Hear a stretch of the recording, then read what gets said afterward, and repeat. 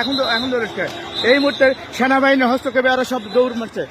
Motor শ্রমিক ইউনিয়নের নেতারা ঘটনাস্থলে উপস্থিত থেকে আগুন লাগিয়ে দিয়েছিল। সেনাবাহিনীকে আমরা মিডিয়ার লোক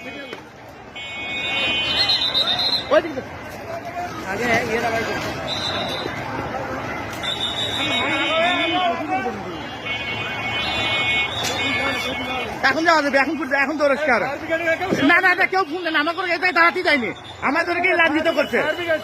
একটা সাধারণ লোক নেই যা একটা ফোন দিবি। এখন দৌড়াচ্ছে, নেতারা উপস্থিত থাকে এই ঘটনা ঘটাচ্ছে।